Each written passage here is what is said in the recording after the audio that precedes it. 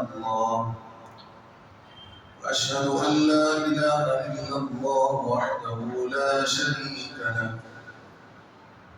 ونشهد أن سيدنا ونبينا ومولانا محمدا عبده ورسوله أما بعد فأعوذ بالله من الشيطان الرجيم بسم الله الرحمن الرحيم ما آتاكم الرسول فخذوه وما نهاكم عنه فانتهوا واتقوا الله إن الله شديد العقاب صدق الله العظيم وقال نبينا صلى الله عليه وسلم عليكم بسنتي وسنة الخلفاء الراشدين المهديين عضوا عليها بالنواجذ أو كما قال عليه السلام.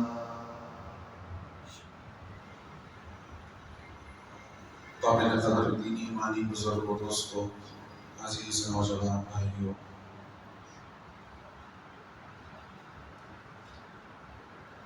اللہ تبارک و تعالی نے جس کامل و مکمل دین کو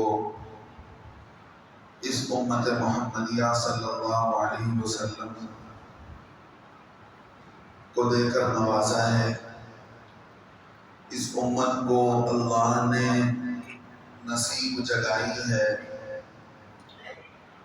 اس دین سے واقف نہ ہونے کی وجہ سے، اس دین اسلام کو نہ جاننے کی وجہ سے آج امت حالات اور پریشانیوں کا شکار ہو رہی ہے۔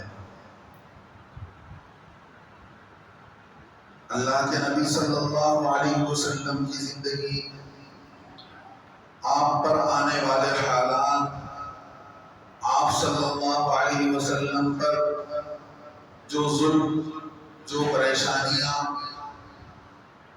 اور دشمنوں کے طرف سے آپ کے لیے جو تکالیف دی گئی اور جو حالات کھڑے کیے گئے، اگر اس پر ہم نظر دوڑائیں تو ہماری زندگی میں ایسے کچھ حالات نہیں ہیں جن حالات سے انبیاء گزر کر آئے ہیں اور جن حالات سے انبیاء کے ساتھی صحابہ اور حواریین جن کو کہا گیا، نبی کے اصحاب اور نبی کے ساتھی جن کو کہا گیا، وہ جن حالات سے گزر کر آئے۔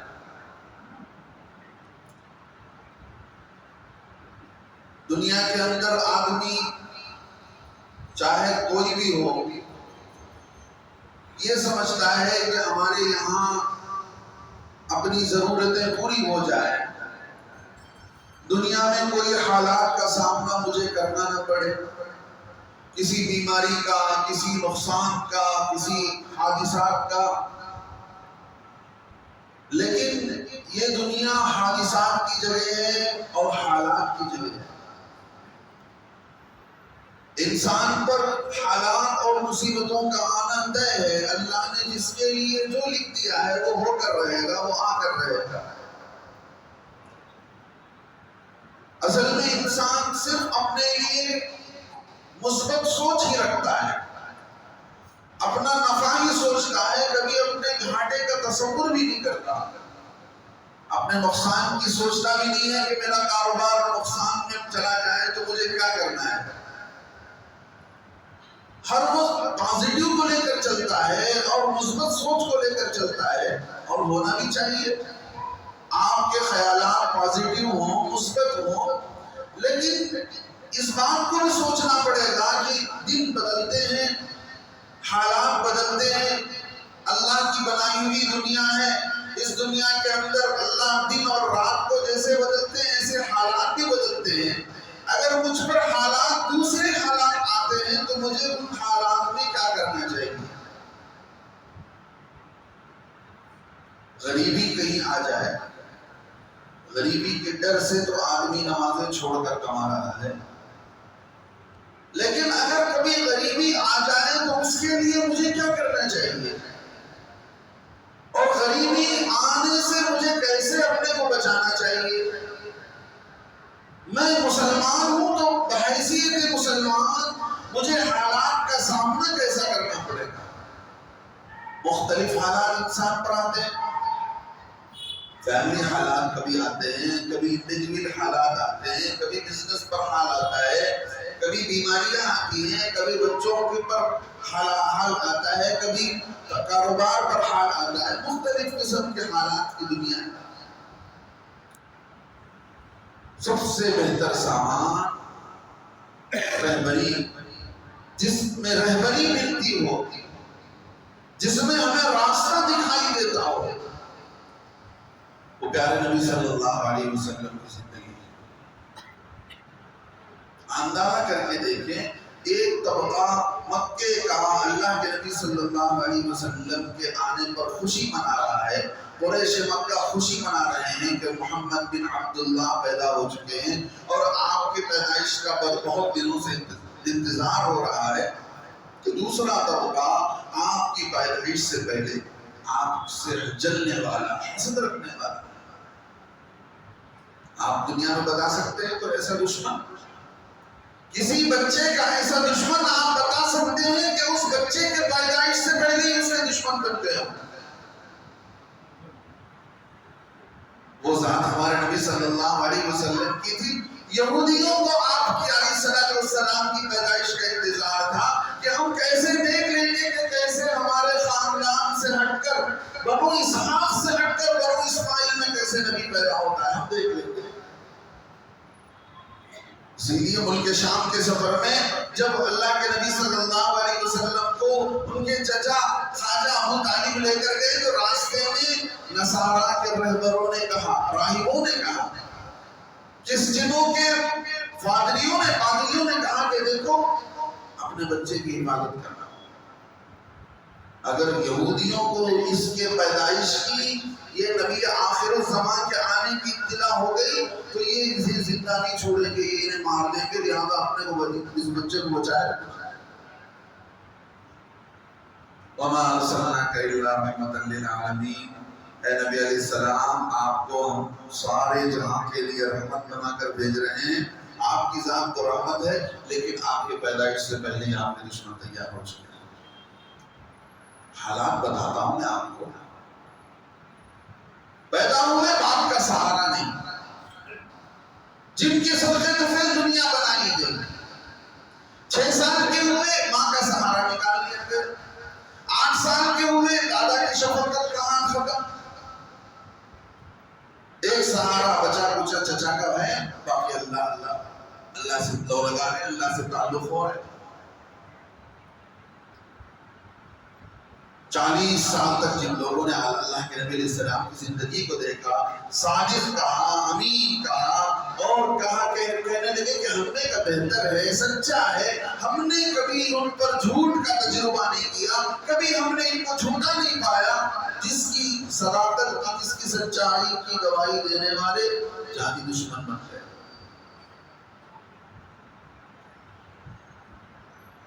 جانی دشمن بن گئے. اور جو لوگ آپ صلی اللہ علیہ وسلم کی عزت کیا کرتے تھے، آپ کی باتوں کو مانا کرتے تھے، اللہ کے نبی صلی اللہ علیہ وسلم کے دشمن بن گئے. کیا کیا حالات نہیں آئے، تفصیل میں جانے کا موقع نہیں ہے. تھوڑا تھوڑا میں آپ کو اشارہ کرتے ہوئے لے کر چلتا ہوں، مجھے آپ کو کچھ اور بتانا ہے. اللہ کے نبی صلی اللہ علیہ وسلم کو حالات پر حالات آئے. جیسے ہی کلمے کی دعوت دی گئی، ایک اللہ کی طرف بلایا گیا، ایک اللہ کی غلامی کی دعوت دی گئی، ساری دنیا دشمن ہو گئی. سب الگ تھلگ. ایک نبی کے ساتھ کوئی ہے تو ایک اللہ کی ذات ہے. بیوی بڑی عورتوں میں سے خدیجہ رضی اللہ عنہا تسلی دے رہی ہیں. چچا زاد بھائی حضرت علی چھوٹے سے ہیں، اور ان کا ساتھ دے رہے ہیں. بڑوں میں حضرت ابو بکر نے اسلام قبول کیا ہوا ہے، غلاموں میں حضرت بلال ساتھ دے رہے ہیں. کوئی حالات نہیں، کوئی سپورٹنگ نہیں. ہم کیا سوچتے ہیں؟ حالات کا مقابلہ کرنے کے لیے ہمارے پاس اچھے ہسپتال میں ہم علاج کر سکتے ہیں، بہت دور تک ہم جا سکتے ہیں، ہمارے اوپر آنے والے حالات کو ہم کلیم کر سکتے ہیں، دور کر سکتے ہیں، یہ ہماری سوچ ہے۔ لیکن اللہ بتا رہے کہ دیکھو ہم تاجدار مدینہ سید الاولین والآخرین، جن کے ہاتھ میں جنت کی چابی دی جائے گی، آدم علیہ السلام سے لے کر صبح قیامت تک جتنے لوگ پیدا ہوئے ہیں ساروں کو جمع کیا جائے گا، اور سب کے سامنے سب ان کی سرداری کو قبول کریں گے، ان کو اپنا بڑا مانیں گے۔ لیکن دشمن کھڑے کیے گئے، کبھی اون کی اوجڑی لا کر ڈالی جا رہی ہے، کبھی پتھر پھینکا جا رہا ہے، کوئی تھوک رہا ہے، کوئی کچرا لا کر ڈال رہا ہے، کوئی راستے میں کانٹے بچھا رہا ہے۔ ونبیوں میں رحمت لقب پانے والا، مراد غریبوں کی کام آنے والا۔ میرے دوستوں بزرگوں، واقعہ ہم نے اللہ کے نبی صلی اللہ علیہ وسلم کے ساتھ بڑی بے وفائی کی ہے۔ کبھی آپ کی زندگی کو پڑھا نہیں، کبھی اس امت نے اللہ کے نبی علیہ السلام کو ویسا جانا نہیں جیسا جاننا چاہیے۔ اتنا تو جانتے ہیں کہ آپ کا مقام کیا ہے، آپ کا مرتبہ کیا ہے، آپ ایسے ہیں ویسے ہیں، آپ کا سب برابر، لیکن آپ کی اتباع، آپ کے سامنے سر جھکا دینا، آپ کے احکامات کے سامنے سر جھکا دینا، زندگی کے ہر موڑ پر آپ کو اپنا امام بنا کر، ہر موڑ پر سنت کو آپ آگے رکھ کر زندگی گزارنے کے لیے جذبہ میرے اندر آپ کے اندر نہیں آ سکتا۔ ہماری 40-50 سال کی مسلمانی ہے تو اللہ کو ہم کیا جواب دیں؟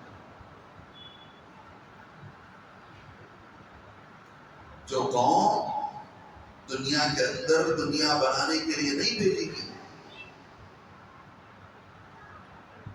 حضرت ربیع بن عامر رضی اللہ عنہ کا قصہ سنا تھا، وہ آگے چلو۔ رستم کے بارگاہ میں حضرت ربیع بن عامر رضی اللہ عنہ پہنچتے ہیں،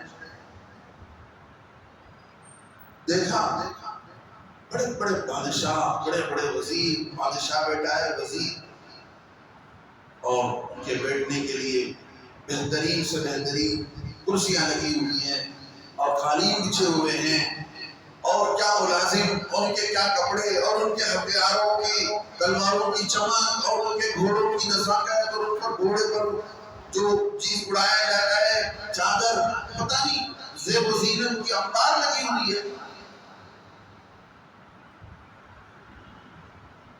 امیر صاحب نے پوچھا کہ کون تیار ہے؟ حضرت ربیع بن عامر رضی اللہ عنہ بدن پر 2 چادر ہیں، ایک سے اوپر کا حصہ ڈھکا ہوا ہے، نیچے سے دوسرا حصہ ڈھکا ہوا ہے، چھوٹا سا جانور رکھے ہوئے ہیں، ٹوٹی سی تلوار ہے، کہہ رہے ہیں کہ میں جانے کے لیے تیار ہوں، میں جا کر بادشاہ کو دعوت دوں، میں جا کر بادشاہ کو دعوت دوں۔ امیر نے بھیج دیا، جاؤ۔ کسی سے کوئی خوف نہیں، نہ وزیروں کا خوف ہے، نہ سپہ سالاروں کا خوف ہے، نہ فوج کا خوف ہے، نہ ان کی تلواروں سے معلوم ہو رہے ہیں، نہ ان کی سواریوں سے معلوم ہو رہے ہیں، نہ بادشاہ کی شان و شوکت دبدبے سے معلوم ہو رہے ہیں۔ 2 چادر لپٹے ہوئے ہیں، ہم گھر سے باہر آنا پسند نہیں کریں گے، کوئی آ گیا ہمارے گھر پر، 2 چادر پر بادشاہ کے دربار میں چلے گئے، اندر ایمان بھرا ہوا تھا۔ کیا اللہ کی طاقت کو جانے ہوئے تھے، اللہ کی بادشاہت کو سمجھے ہوئے تھے، اللہ کی بادشاہت کے سامنے کوئی بادشاہ، کوئی وزارت، کوئی عہدہ، کوئی حیثیت نہیں رکھتا۔ پہنچ گئے وہاں پر، لکھا ہے کتابوں میں، ان کا کٹو چھوٹا سا جانور تھا جس پر سواری کر رہے تھے، بادشاہ کے قالین پر وہ اس کے پیر نہیں جم رہے تھے تو قالین بیچ بیچ میں سے کاٹ کاٹ کر راستہ بناتے ہوئے اس جانور کو لے کر آگے بڑھ رہے تھے۔ اللہ اکبر۔ بادشاہ نے پوچھا کیوں آ رہے ہو، کس لیے آنا ہوا؟ تمہارے پاس تو ہے کچھ نہیں، ہمارے پاس کیوں آئے ہو؟ مال لینے آئے ہو یا کیا تمہارا ارادہ ہے؟ تم جو ہے تمہارے پاس کوئی طاقت نہیں، کوئی فوج نہیں، تم جو ہے بڑے بڑے دعوے کرنے لگتے ہو، بڑے بڑے لوگوں کو میدان میں کی طرف بلاتے ہو، آ جاؤ، کس کی جیت ہوتی دیکھ لیں گے۔ کیوں آئے ہو؟ وہ جو بات انہوں نے کہا، وہ ایک بات میں آپ سے کہنا چاہتا ہوں۔ انہوں نے کہا دیکھ بادشاہ ہم آئے نہیں ہیں، اللہ ابتعثنا، اللہ نے ہمیں بھیجا ہے اس دنیا کے اندر، اس امت محمدیہ صلی اللہ علیہ وسلم کو اور اس رسول کو اور اس رسول کے ساتھیوں کو اللہ نے بھیجا ہے۔ ابتعثنا اللہ لنخرج العباد، اللہ یہ چاہتا ہے کہ بندوں کی غلامی سے، جن بندوں کو تم نے اپنا غلام بنایا ہوا ہے، ان کو تمہاری غلامی سے نکال کر اللہ کی غلامی میں ڈالنے کے لیے اللہ نے ہمیں بھیجا ہے۔ تم اپنا سجدہ کرواتے ہو، تم اپنے سامنے جھکاتے ہو، تم نے ان کو غلام بنا رکھا ہے اپنا، تم سمجھتے ہو کہ تم اس دنیا کے رب بنے ہوئے ہو، بادشاہ بنے ہوئے ہو، تمہاری کوئی حیثیت نہیں۔ اللہ کے بارگاہ میں ہم ان کو اللہ کی غلامی میں ڈالنے کے لیے آئے ہیں۔ لنخرج العباد من عبادت العباد الى عبادت رب العباد، بندوں کی غلامی سے اللہ کی غلامی میں ڈالنے کے لیے آئے ہیں۔ وَمِن ضِيقِ الدُّنْيَا إِلَى سِعَتِهَا، تم جس دنیا کو سوچ رہے ہو کہ بڑی دنیا ہے، جہاں چاہے ہم گھوم سکتے ہیں، جس عورت سے چاہے مزہ لے سکتے ہیں، جہاں چاہے منہ کالا کر سکتے ہیں، جو شربت اور شراب کی بوتل ہو ہم پی لے سکتے ہیں، جس دنیا کو سمجھتے ہو کہ بہت بڑی دنیا ہے عائش کرنے کے لیے، ارے پگلے یہ تو بڑی چھوٹی دنیا ہے، بڑی کم زندگی دے کر تجھے اللہ نے بھیجا ہے۔ آخرت کی وسعتیں، آخرت کی زندگی، وہ جنت اور وہاں کی نعمتوں کا تجھے کیا پتا ہے؟ اس امت کو جس کو تم نے غلام بنا کر اپنی غلامی میں ڈال رکھا ہے، ہم آخرت کی اسی زندگی میں انہیں ڈالنا چاہتے ہیں، دنیا کی تنگ زندگی سے نکال کر۔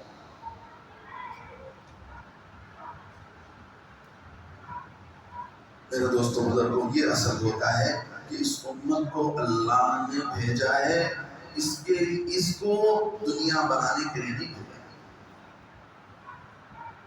دنیا بنانے کے لیے نہیں بھیجا، اس دنیا کے آپ یہاں رہو اور کچھ چھوڑ کر جاؤ تاکہ بعد میں آنے والے دیکھیں کہ ایسے ایسے لوگ یہاں رہتے تھے، ایسے ایسے لوگ رہتے تھے یہاں پر، جا کر دیکھ لیں۔ جنہوں نے پہاڑ کھود کر گھر بنایا، آج ان کے گھر موجود ہیں کھنڈرات کی شکل میں، پوچھو وہاں پر کون تھے، کیسے لوگ تھے۔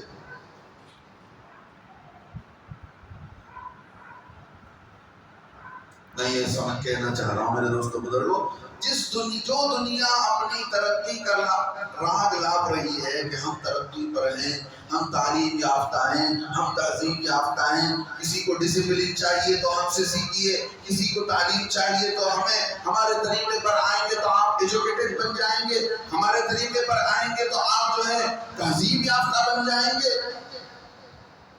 ان سے بڑا ظالم، ان سے بڑا بدماش، ان سے بڑا ناانصاف، ان سے بڑا کوئی دشمن انسانیت کا نہیں ہو سکتا جو کام انہوں نے کیا۔ اس کی چھوٹی سی مثال میں آپ کو آج کا نوجوان، ہم سب کہہ سکتے ہیں اپنے کو، اس چمکتی ہوئی دنیا کو دیکھ کر ہم نے جو اپنی ذہن میں ترقی کا سوچ رکھا ہے کہ ترقی یہ ہے کہ جس کے پاس ڈگری ہو، جس کے پاس بنگلہ ہو، جس کے پاس فلاں ہو، اور جس کے پاس نہ ہو وہ محروم ہے، وہ ناکام ہے۔ یہ ہماری سوچ ہے، یہ مسلمانوں کی سوچ ہے، ہماری سوچ بن گئی ہے۔ اور تہذیب یافتہ تو وہ ہے، امریکہ ہے، ویسٹرن کلچر ہے، یورپین کلچر ہے، لندن کو جا کر دیکھیے کیسا ڈسپلن ہے، کوئی بدبو نہیں ہے، وہاں پر کچھ نہیں ہوتا ہے۔ وہاں تہذیب سیکھنی چاہیے ان لوگوں سے ڈسپلن سیکھنا چاہیے، ان لوگوں سے جو ہے ایجوکیشن لینا چاہیے۔ پہلی جنگ عظیم جو ہوئی اس وقت میں جرمنی نے اپنے جرمن کنٹریز کو، اپنے علاقوں کو اپنے کنٹرول میں لینے کے لیے زیادہ نہیں، انسانوں کو جو قتل کیا انہوں نے، زیادہ انسانوں کو قتل نہیں کیا، صرف 10 ملین انسانوں کو قتل کیا۔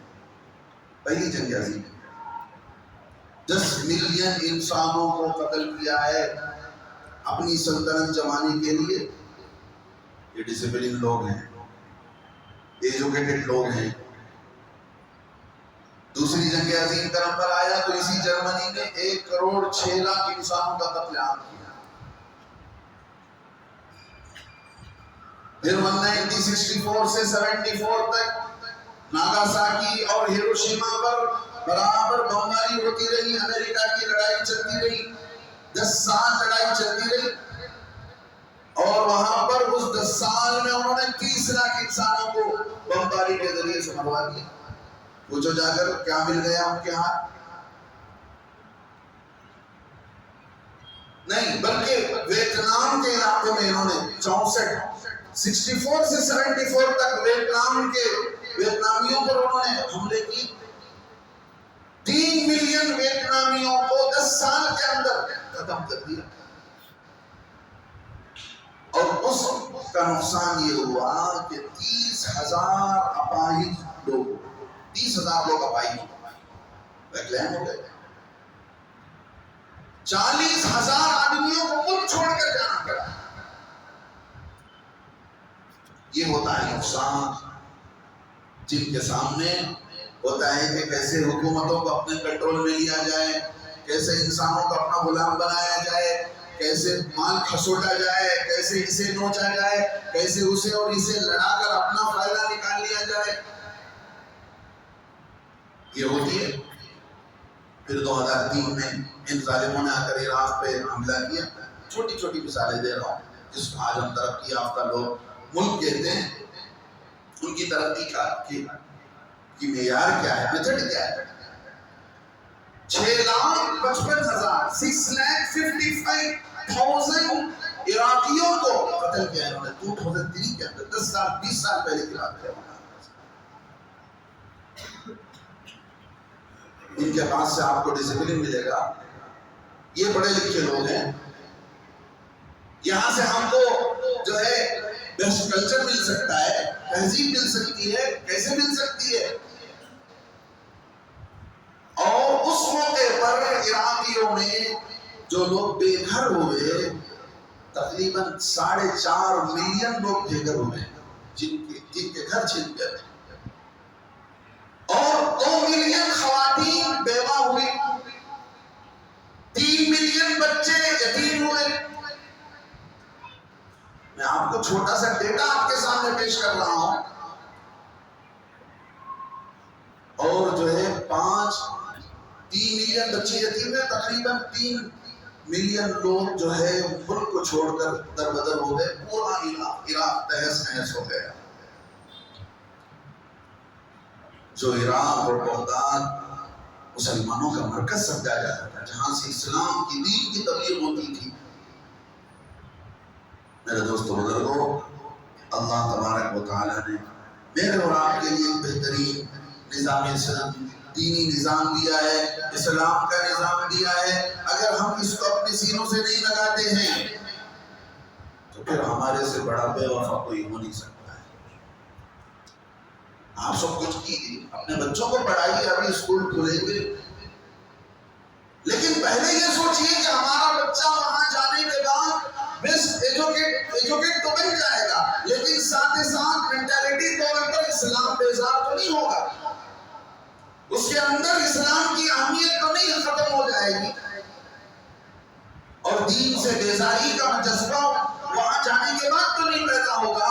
اس لیے کہ کتاب کا اثر بھی پڑتا ہے تو ساتھ صاحب کتاب کا بھی اثر پڑتا ہے. پڑھانے والے استاد کے بھی بچے کے اندر ذہن میں بات اترتی ہے. اس لیے آپ دیکھ لیا کریں کہ آپ اپنے بچوں کو کن دشمنوں کے حوالے کر رہے ہیں. جو دشمن کے آپ کے بچے کو دھیرے دھیرے آپ کے بچے کے دماغ کو برین واش کر رہا ہے. آپ کہنے کہ بھائی میرا بچہ تو اچھا انگریزی بولتا ہے, میرا بچہ تو اچھا اس اسکول میں پڑھنے والا, ہر بچے کو نیٹ ایگزام میں پاس ہو جاتا ہے, اسے ڈگریاں مل جاتی ہیں, اور یہ مل جاتا ہے, اور وہاں پہنچ فلاں درجے تک پہنچ جاتا ہے. سب اپنی بات. لیکن آپ پہلے طے کر لیجئے کہ آپ کو بھی مسلمان بن کر جینا ہے, مسلمان بن کر مرنا ہے. مرتے ہوئے اپنے بچے کو اتنا اسلام تو اس کے اندر چھوڑ کر مرنا ہے کہ وہ مرتے ہوئے اسلام پر مرے. اگر آپ یہ سوچتے ہیں تو سب سے پہلے آپ کو یہ سوچنا پڑے گا کہ وہاں جانے کے بعد ہمارا بچہ کتنا بے دین ہوتا ہے، کتنا دیندار ہوتا ہے۔ میں ایک عالم کا نام نہیں لیتا ہوں، ہمارے شہر بنگلور کے اندر ان کی بہن نے، ایک بڑے عالم تھے، ان کی بہن نے اپنے بچیوں کو اسکول میں داخل کیا، پرانی بات بتا رہا ہوں۔ وہ بچیاں جاتی ہیں اور جانے کے بعد سلیب کے سامنے کھڑے ہو کر جو مسجد لوگ کرتے ہیں، بچیوں کو عادت ڈال دی گئی۔ کسی موقع پر بچیوں نے ایسے ہی کیا کہ گھٹنے ٹیک کر گھر کے اندر بچیاں وہ سلیب کے سامنے جو کام کیا جاتا ہے وہ کام کرنے لگے۔ دیندار گھرانہ تھا، انہوں نے دیکھا تو انہیں شاک لگا کہ یہ کیا ہو رہا ہے۔ ہماری بچی جسے ہم صبح شام قرآن پڑھاتے ہیں، دین کی تعلیم دیتے ہیں، لیکن یہ کہاں سے اس نے سلیب کے سامنے گھٹنا ٹیک کر جو کام کیا جاتا ہے، جو عبادت کی جاتی ہے، یہ بچے کے اندر کہاں سے پیدا ہوا؟ عالم دین کی بہن نے ان بچیوں کو بٹھا کر پوچھا، معلوم ہوا یہ تو ہم 2-3 سالوں سے اسکول پہنچتے ہیں تو ہمیں یہ کام کرنا پڑتا ہے، یہ کام کرنے کے بعد ہی جو ہے ہمیں اسکول میں جا کر، کلاس میں جا کر، وہاں پر کلاس شروع ہوتی ہے اور پڑھائی شروع ہوتی ہے۔ میرے دوستو بزرگوں، دیمک کی طرح، کیڑے کی طرح دھیرے دھیرے اندر سے بچوں کا ذہن خراب ہوتا ہے۔ اسی ایجوکیشن کے نام پر آپ کا بچہ بھلے ڈگری لینے میں کچھ نمبرات کم لے لے، اور اس کم نمبرات کی وجہ سے آپ کے بچے کو ہو سکتا ہے کسی بڑے کمپنی میں جاب نہ ملے، 10-15-25 ہزار روپے آپ کا بچہ کل کے دن کم کما لے، یہ آپ کے لیے بہتر ہے اس بات سے کہ آپ کا بچہ بے دین بن کر مرے، بے نمازی بن کر مرے، حرام کھاتا مرے۔ اے طاہر لاہوتی، اس رزق سے موت اچھی جس رزق سے آتی ہو پرواز میں ہوتا ہے۔ جب ہماری روح پرواز ہو رہی ہو، ہمارے بچے کے حلق سے، میرے حلق سے، آپ کے حلق سے کلمہ نہ نکل رہا ہو، اس سے بڑی مصیبت کی گھڑی کیا ہوگی ہمارے لیے۔ میرے دوستو بزرگوں، اس لیے اپنے بچوں کو دیندار چھوڑ کر جانا پڑے گا۔ حضرت ابی بن کعب رضی اللہ عنہ کی ایک بات نقل کر کے اپنی بات ختم کرتا ہوں۔ حضرت ابی بن کعب رضی اللہ عنہ فرمایا کرتے تھے، لوگوں اگر کوئی صحیح بات تمہارا دشمن بھی آ کر بتا رہا ہے تو قبول کر لینا۔ دوسری بات کہتے تھے، اگر تمہارا دوست بھی آ کر غلط بات بتاتا ہے، ناحق کی تائید کرتا ہے تو اس کی بات قبول نہ کرنا۔ تیسری بات فرمایا کرتے تھے کہ دیکھو، تم دنیا میں مرنے والے کو دیکھ کر جو تم سوچو گے کہ کاش میں بھی ایسا ہوتا، کاش مجھے بھی ایسی زندگی ملی ہوتی، یہی سوچ زندہ آدمی کو بھی دیکھ کر کرنا پڑے گا۔ مادار کو دیکھ کر آدمی جیب نہ للکارے، لمبا نہ کرے، کیا مطلب؟ مرتے ہوئے آدمی کو دیکھ کر آدمی سوچے گا۔ کوئی نیک آدمی مرتا ہے تو آدمی سوچتا ہے کاش میں بھی ایسی زندگی گزارتا، میں بھی ایسی نماز پڑھتا، میں بھی ایسا مسجد کا ٹوٹا بن جاتا تو کتنا اچھا ہوتا۔ فرمایا کرتے تھے ایسے ہی دنیا دار کو بھی دیکھ کر یہی سوچا کرو، ایسے ہی آدمی کو دیکھ کر اپنے دل کے اندر رشک پیدا کیا کرو، کاش میں بھی ایسا ہوتا تو کتنا اچھا ہوتا، مجھے بھی ایسی زندگی دی جاتی تو کتنی اچھی ہوتی۔ کیا مطلب میرے دوستو بزرگوں؟ مطلب یہ ہے کہ دنیا دیکھ کر آدمی کو دنیا ہی کے پیچھے نہیں پڑ جانا چاہیے، آخرت کو سامنے رکھ کر زندگی گزارنی چاہیے۔ ہم آخرت ہی کے لیے، آخرت بنانے ہی کے لیے آئے ہیں اور اسی کو سامنے رکھ کر جینا پڑے گا۔ مسلمان بن کر مرنا ہے تو مسلمان بن کر جینا پڑے گا۔ اللہ سے دعا کرتا ہوں اللہ تبارک و تعالی ہمیں ہر حال میں دین اسلام پر کامل طور پر چلنے کی توفیق نصیب فرمائے، ہمیں وہ بھروسہ اور وہ اعتماد اور وہ یقین کامل نصیب فرمائے جس یقین کامل کی بدولت آپ کی ایمان پر چلتا ہے۔ دیکھیے، ایک ہمارا سوچ ہے، ایک ہماری سوچ ہے، ایک ہمارا عقیدہ ہے کہ آخرت ہے، نبی برحق ہے، ایمان کے بغیر کامیابی نہیں، دنیا وقتی ہے، آخرت ہی اصل ہے۔ یہ صرف ہماری ایک سوچ ہے، ایک ہمارا عقیدہ ہے، لیکن اس کو ایمان کی شکل دینا، شکل میں بدلنے کے لیے آدمی کو محنت اور کوشش کرنی پڑے گی. گھر بیٹھے آپ کو اس ایمان اور یقین کی دولت نصیب نہیں ہوتی ہے. اسی ایمان اور یقین کی بدولت آدمی دین پر چلتا ہے. اللہ رب العزت عمل کے توفیق نصیب فرمائے. آمین. وآخر دعوانا الحمدللہ.